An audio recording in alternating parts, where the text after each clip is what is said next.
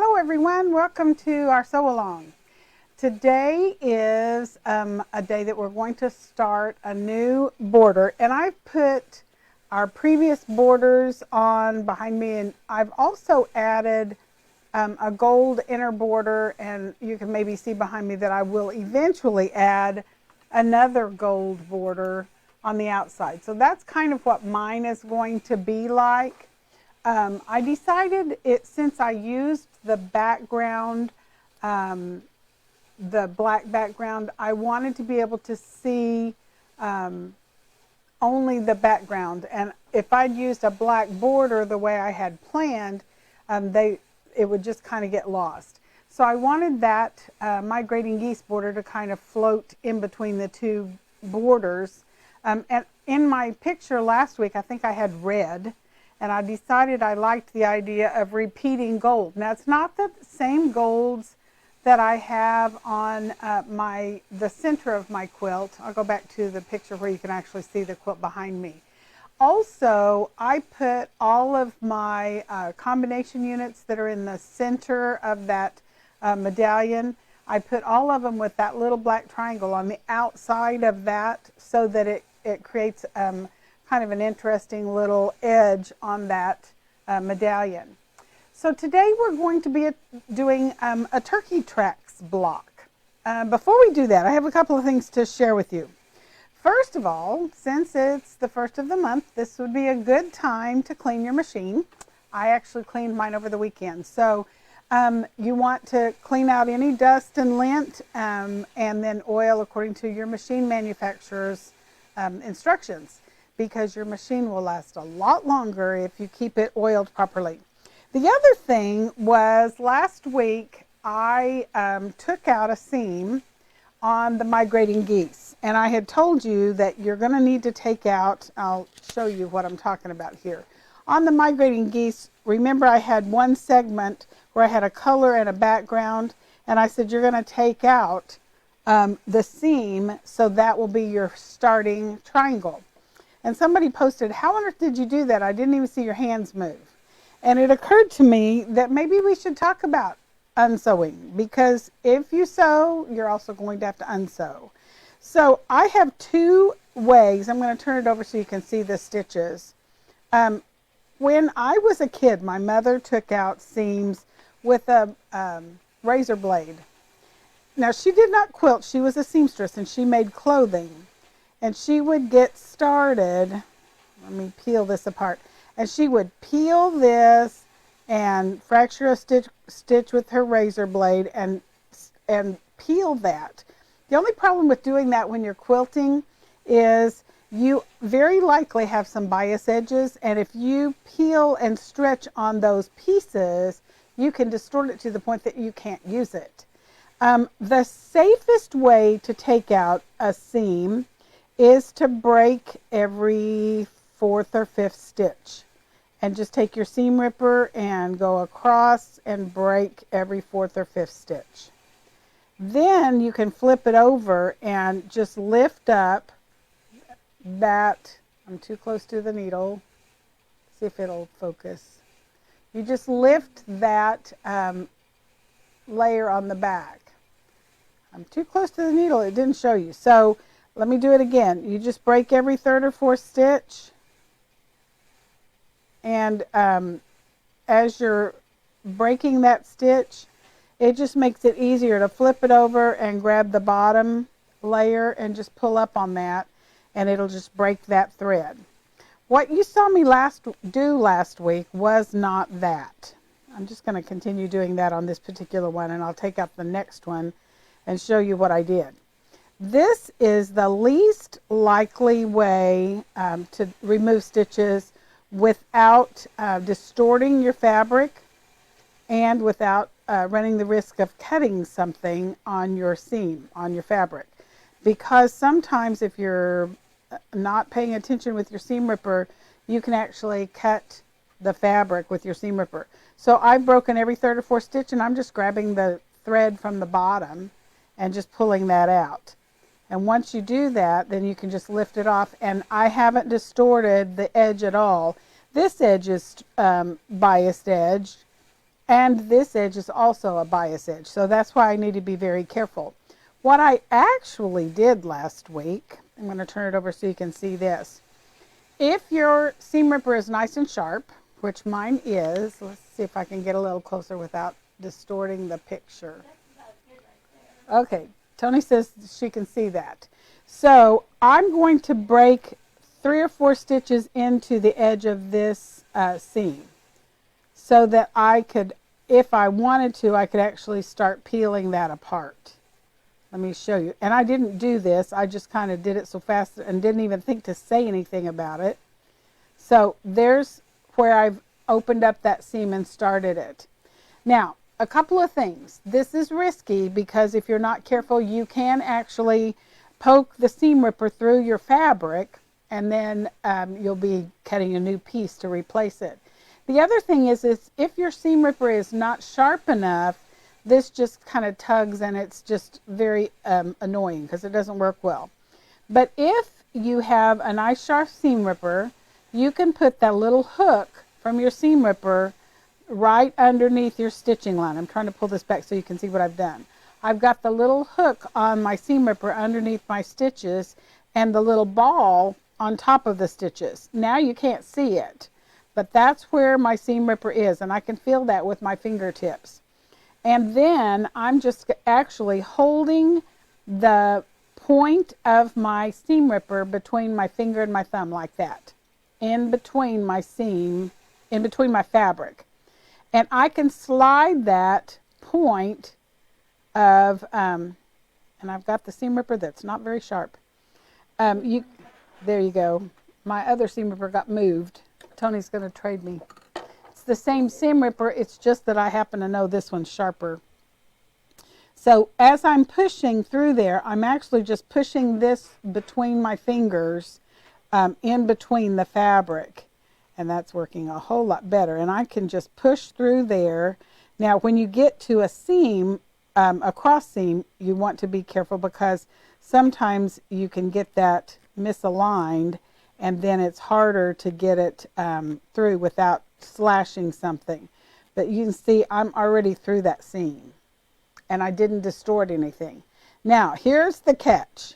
You've got all these little threads left. So you'll want to take the time to take those out and get rid of those. Otherwise, when you stitch this back, you're going to end up with little threads in your seam.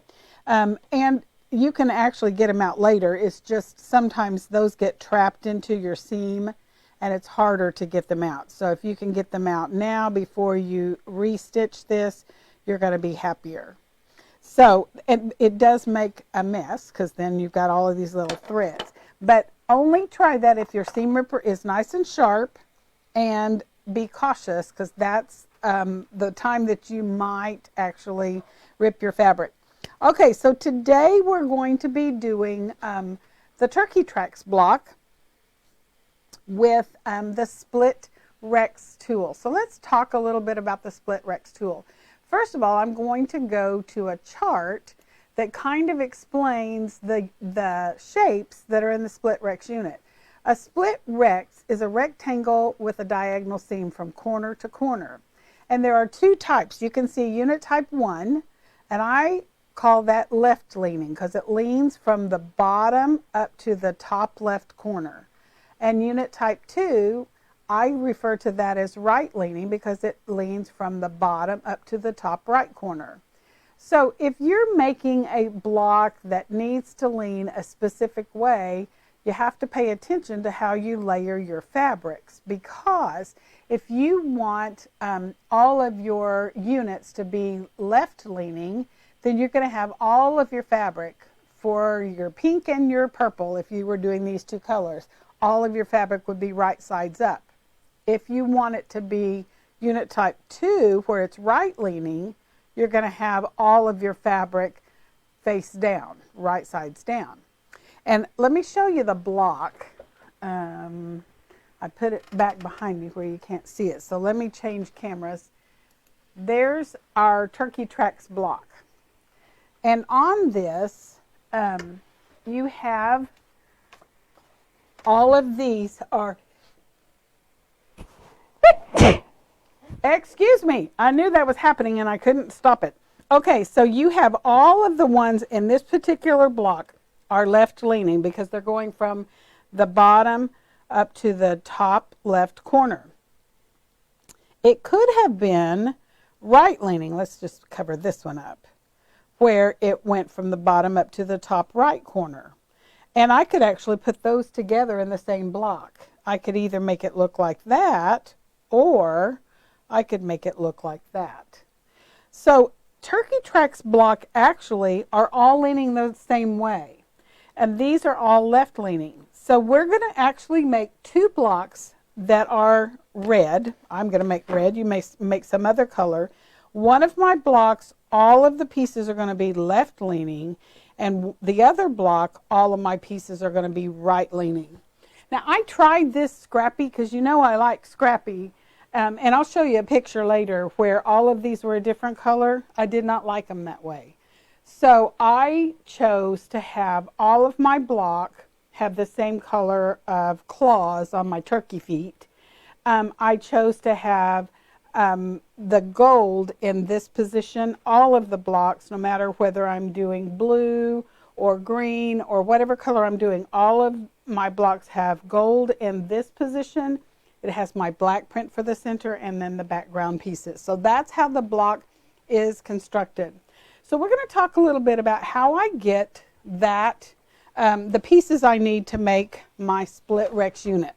So let's go back to the chart, because there's a little note on the bottom left-hand side of this picture, and it says the split Rex unit has a 1:2 ratio. That means it's 1 inch wide by 2 inches high, or 2 inches wide by 4 inches high. So you get the idea. It's 1:2.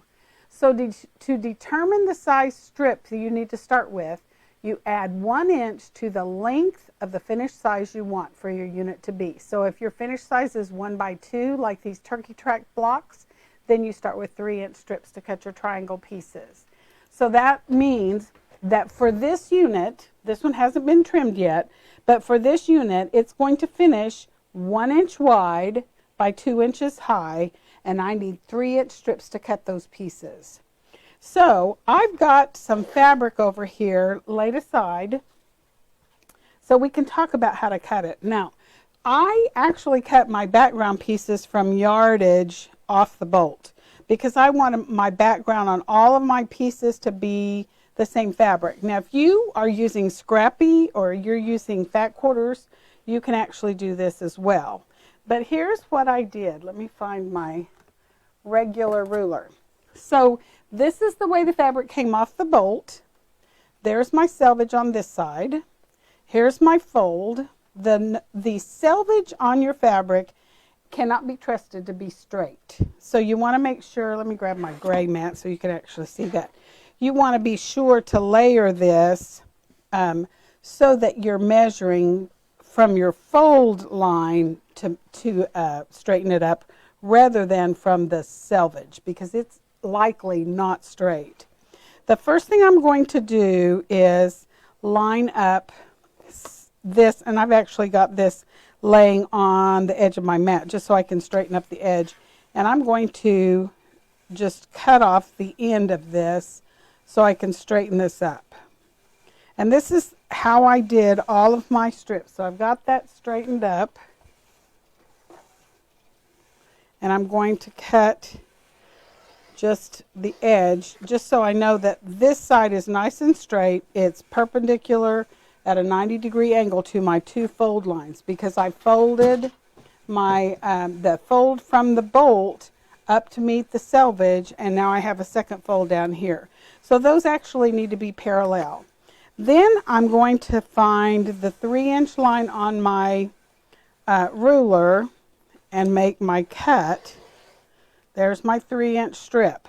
And I would just go across cutting however many I need. And the instructions that you can download later has how many strips you need in order to do the backgrounds.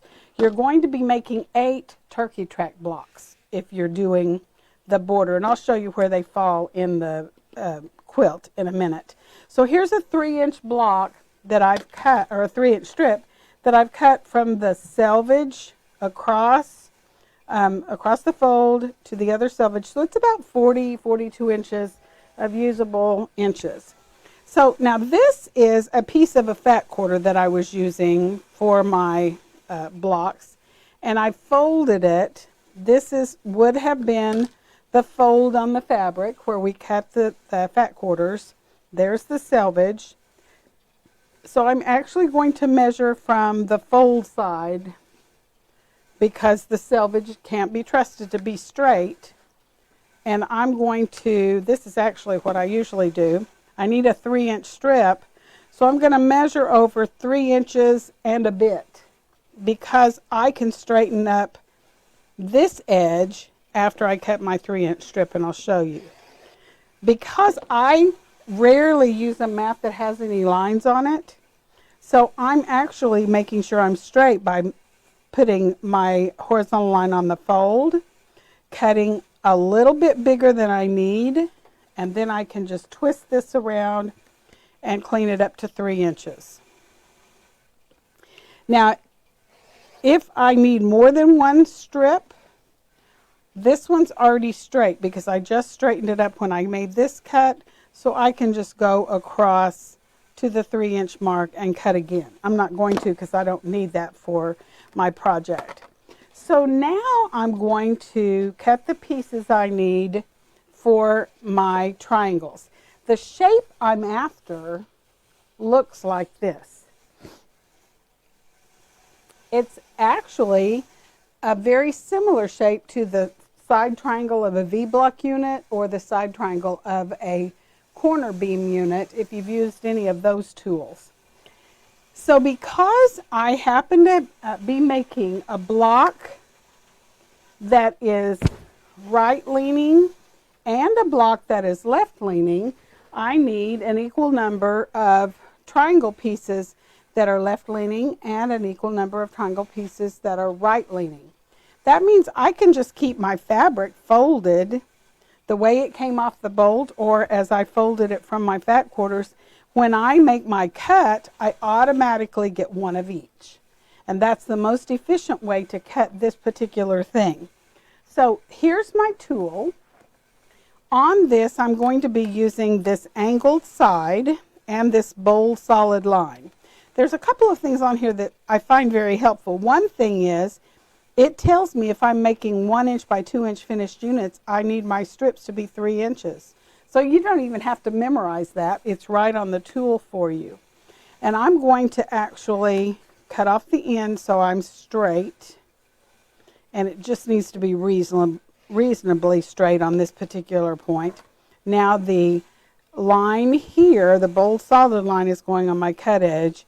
The edge here that says 1 by 2 finished unit, cut 3-inch strips, is going on the base, and I make my cut. When I cut, I automatically get a left leaning and a right leaning side triangle. Okay, so make sure to post any questions you have as I'm going, because I'm not seeing a lot of comments. Mostly the comments I get are hello from everybody, which I love. But if you have questions, be sure and post them because you may not be the only one that has that question. So I've got one set. Now I need another set. And I'm going to twist the ruler around until I find the line that says second trim. It's down here at the bottom. And there's a long diagonal line. And I don't know if you can see that in the camera, but I actually took my Sharpie marker and a straight edge, flipped my ruler over, and I highlighted that line so I can see that easily. This is when you're going to be using your Sharpie. Let me get my Sharpie, and I did it in red, so I'll just make it darker so you can see it. This is just to highlight that line to make it easier to find. I just marked on my mat, but it's no big deal because it's a Sharpie. It's not going to come off on my fabric anyway. But I also marked this little line down here. I just didn't remark it. So now I can easily find that diagonal line, and I can put the long common diagonal. I'm not putting the red line. I'm putting the black line that I've highlighted on my cut edge, and I make another cut. and I'm going to twist back. And this time the flat part of my ruler goes on the top line. The 1x2 finished unit goes on the bottom of the edge of my strip, and I make another cut. Every time I cut, I'm getting a pair, a left and a righty. So you're going to need, for every block, you're going to need 2 strips if you're using fat quarters of color, and 1 strip if you're using fabric from selvage to selvage to make your blocks. So I'm going to show you here. Again, I would just keep this folded. Now I'm actually cutting 4 layers because I just cut the fold off and the selvage off. I'm going to, I don't know if you can see this color. Let me go back to the gray mat so you can see it a little better. So there's my strip. I'm going to put the 1x2 finished unit line on the bottom of my strip. The little flat part goes on the top of my strip. Now that time I actually cut 4 pieces, 2 rights and 2 lefts.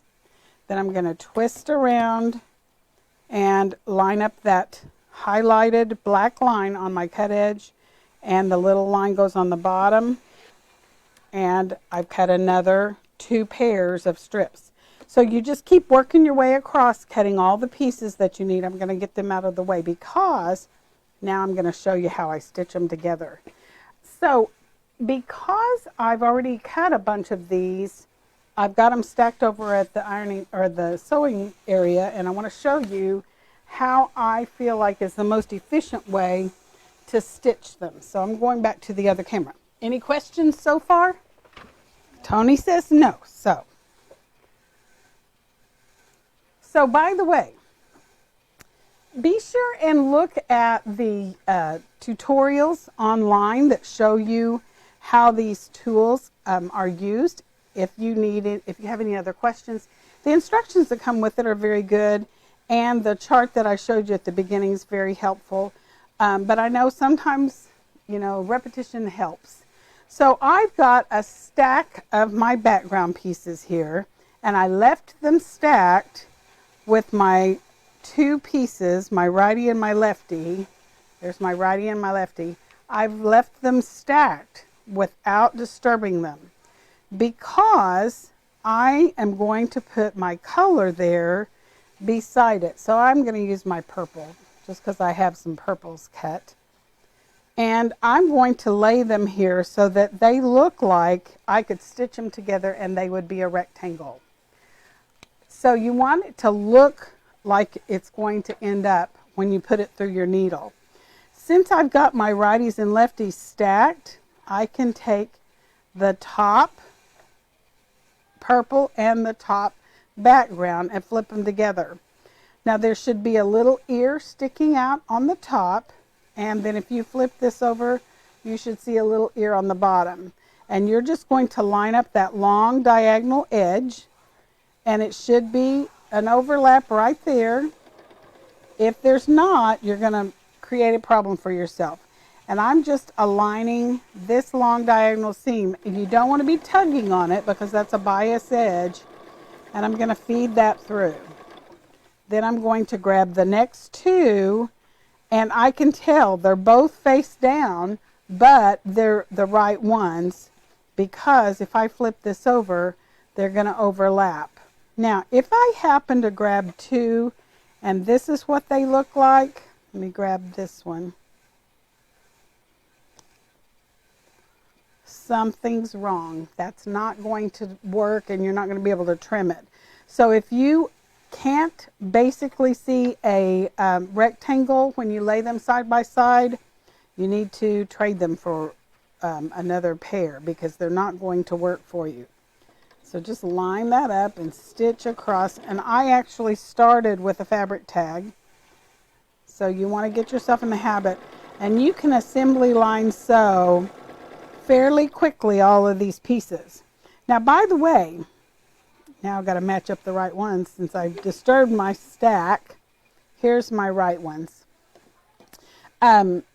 When you are stitching these, you can do assembly line sewing.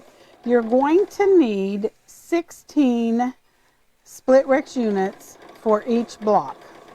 So for my red block that I've already gotten done, that is all left leaning, I have 16 left leaning red split Rex units.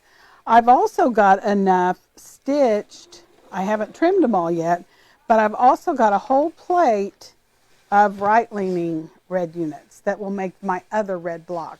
So since you're going to be making 8 split Rex blocks, I chose to do 2 of each color, just because I felt like that was the most efficient way to do it. But you certainly could do 8 different colors if you wanted to. You just have to remember to place your fabric in such a way that you get right leaning for half of them and left leaning for half of them. Now I suppose if you got all of them, if you did all 8 blocks left leaning, it would still be fine.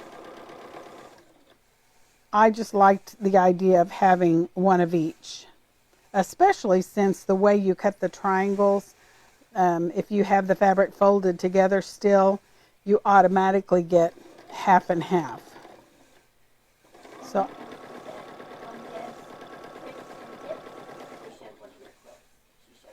oh, is that right? Tony said on Deb's Tips and Tricks, they showed one of my quilts. Studio 180 Design does sell 5 of my design patterns. So if you happened to see her at a quilt show, or even she has them on her website of some of the designs that I've done, because I've worked with Deb's Tools for a long time. Used to travel with Deb some and go meet her at shows and help demonstrate in her booth. So it's nice to know. And also, I've also seen, if you are in her newsletter group, she often will post a picture of something that I've designed. So that's kind of nice too. So you just keep adding your units till you get your 16 right leaning and your 16 left leaning split Rex units. I'm not going to stitch all of them because I want to show you a couple of more things. So I'm just going to grab my fabric tag and I'm going to stitch on. And I have to show you something I did today. You know, there are some machines that you can also buy a freestanding, it's not really a seam ripper. Sometimes there's little apparatus you can get where it has a freestanding thread cutter. So I took a thread cutter that I had. It's actually a needle threader on one side. It had a little wire off this way and a thread cutter on this side. The wire was all wonky looking and really wouldn't thread anymore. And I took a piece of double stick tape, that very thick and heavy like carpet tape, and I taped it to the top of my machine because now I can just real quickly split all those. Now, of course, I could grab my scissors, which I often do as well, but I got to thinking, you know, that might be a quick way to get a seam ripper. And of course, you have the one down on the side of your machine as well. I just find that a little awkward to try to cut my pieces apart there, but that worked really well for me. So that was just something I did today. You know, every now and then I get these wild ideas and they work, so that's good. All right, so I'm going to go back to the overhead camera and we're going to talk about pressing so that we can get ready to trim these, and I'll show you how you use the tool to trim this. So I'm going to turn my iron back on. I have a whole bunch of my units here, and I like to press these toward the darker fabric. Now there may be a reason that you want to press them open, and you certainly could. For this block, I found it to work just as well to press to the darker side, and I'm just kind of overlapping them and finger pressing them to the dark side. And notice I'm just kind of stacking them like this. Once I get several of them finger pressed, then I can just set the iron on them. Let the iron do the work. I've almost got it off the screen where you can't see it. So I've got those pressed. Put that back on there and let it heat up again. And now I'm going to finger press some more. So if you're using the acorn pressing pin, now would be a good time to grab it and press this seam. I actually waited until I got the block together to use the acorn pressing pin on this particular block. But now I'm ready to set the iron on that and let the iron do the work. So I've got them pressed. Now let's talk about how you use the tool to trim them. So this is the trimming side. We're going to use this side to trim. And what you're going to do, you have two places that there's a possibility of lining up your pieces. These are my blue ones. And they're actually leaning the opposite way. So I'm going to trim one of each so you can see what you're looking for. So if I lay them this way, you can easily see this is a left leaning because it's leaning from the bottom up to the top left. This is my right leaning because it's leaning from the bottom up to the top right. But you're going to trim it laying horizontal. Unless you're right-handed, or unless you're left-handed. If you're left-handed, you're going to trim them vertically like this. And you can easily see this seam lines up with that long common diagonal that I highlighted in red. This seam does not line up with that long red line. It does have a line that it lines up with though. These are my sizing lines, and depending on the size I'm making, one of those lines is going to line up on that seam. So I'm right-handed. I'm going to turn mine horizontal. This one's the easy one because I can quickly see. I just find that horizontal or the diagonal line that I've highlighted in red. And I want to make sure that I'm actually lining up on the black line, not my red line. The black line is my line I'm looking for. The red line is just highlighting it to make it easy to find. And I'm going to trim up and over. Now I'm going to turn 180 degrees. And that same line goes on my seam. Now I have a 2.5 by 1.5 inch line. Those are the lines that go on my cut edges, so that I end up trimming this to 1.5 by 2.5. That means it will finish 1 by 2. So that is how you trim the left leaning from the bottom up to the top left. The right leaning, you're going to need to know your finished size, and that line, it says 1 by 2 finished unit, that's going on my seam. I'm just lining it up so that I can see a little trimming room all the way around my rectangle. There, you're going to trim probably less than 1/4 inch off of this, but that gives you the precision you need to be able to stitch this into the next seam. So I turn 180 degrees. That 1 by 2 diagonal line goes on my seam again. The 2.5 by 1.5 go on my cut edges, and I trim up and over, and I have a perfectly trimmed unit. Notice that on both of these there's a little flat spot right there. There needs to be, in order for that to fit properly into the next unit. And I have several different, let me find a couple that are the same.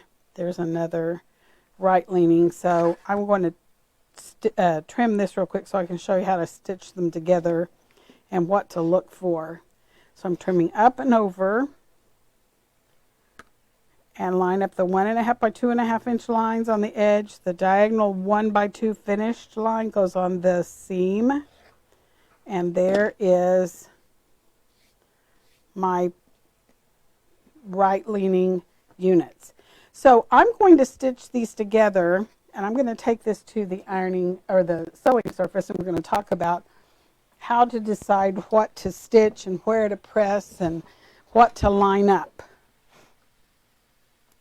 So I have these two units. Now I've got several options, so I have to kind of pay attention. I can stitch them together here and they would fit, but that would not make the block I'm looking for. This is what I'm looking for. Here's a right leaning pair that's already stitched together. I could also stitch them together like if I happen to grab the wrong one, I could end up stitching them like that. This one's not trimmed, but you get the idea. So that you want to make sure that they're leaning the same way and that you turn them so that you have the dark base together and the light base together, and that's where you're going to stitch. So I'm going to just flip it over. If you feel the need to pin, you could, but because of that little flat spot, I find that I have no issues with that. You're stitching with 1/4 of an inch seam allowance, and then you could also assembly line sew a bunch of these. So once you get that done, I actually pressed just toward the side, and I picked the darker one this time. It really doesn't matter at this point whether you press toward this one, or you could flip it over from the back side and press it open. That's certainly a possibility. On this particular block, I didn't find it necessary to press this open because it's actually going to go next to a plain square. So there's nothing over here for it to line up with. That's often when I press open, when I've got something over here, especially a seam that is going to create a lot of bulk. This doesn't have that because one of them's going to line up with this and one of them's going to line up this way. And then of course I would have another one. This one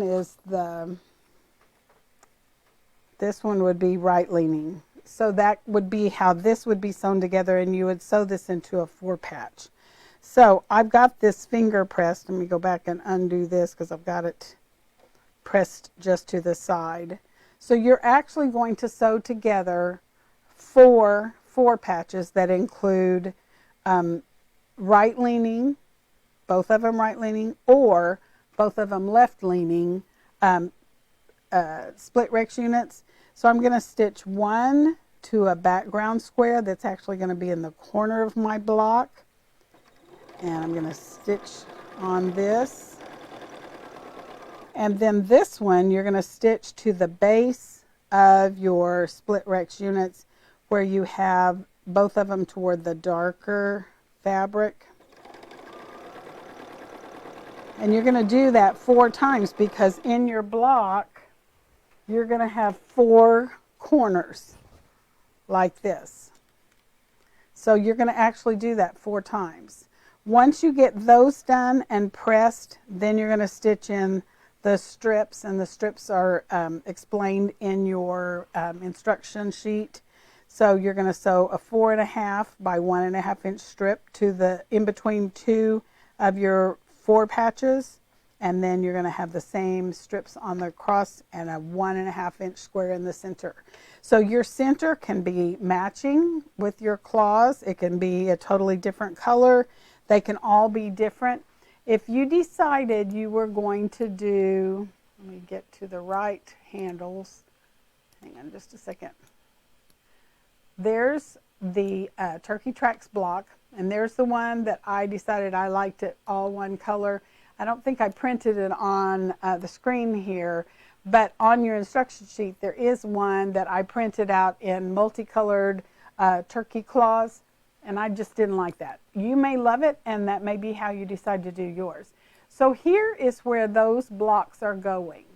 This is going to actually turn this quilt into a rectangular quilt rather than a square. So at this point, with my gold borders around, my quilt is 50 inches square. Then there will be another border we haven't done yet. You can see that with the little blank squares. And then another spacer border, and then the Turkey Tracks block. And there are 4 on top and 4 on bottom, and then some blanks for something else that's coming. Okay, so any questions so far? All right, so on your handouts, you will have instructions for what you need to cut per block for your Turkey Tracks block. And that's kind of my coloring. I've got gold, and I actually am not using the same gold on all of my Turkey Tracks block. I'll show you what I'm talking about. I've got several golds that I've used during the course of my piecing. So I've got my Turkey Tracks block. That happens to be one of my golds. golds. Here's another one of my golds. So there's going to be some of my Turkey Tracks block that uses this gold in these 4 places. And then here's my third gold. So I've got several different golds I've been adding to my pieces. But this is on all of my Turkey Tracks block will be my black print. And this background will be the same on all of my blocks. Yours can be different. So that's totally up to you. So this one is my left leaning because it leans from the bottom up to the top left. I'm going to be having a red block that's a right leaning, and then I'll have a purple block, a blue block, and a green block. So that's my choice of colors. You can choose whatever colors you want to for yours. Excuse me. So you'll have 2 weeks to work on this because next week we won't be having a sew-along. I don't know how many of you know our daughter graduated from college this last May, and she has been awarded a Fulbright Fellowship. So she will be going to Estonia for a year, but we have to go, we're taking her to apply, or I guess apply is the right word, to get her visa to be able to work over there. So we'll be gone next week to do that. And so then the following week we'll be back to do the next step in our quilt. And so Turkey Track blocks is the block of the week. So be sure and let us know if you have questions. Come by and see us. We have some new fabric. I'm not ready to post it yet because we're waiting on a piece that hasn't come yet. When it comes in, then I'll post pictures of it. And we'll see you soon.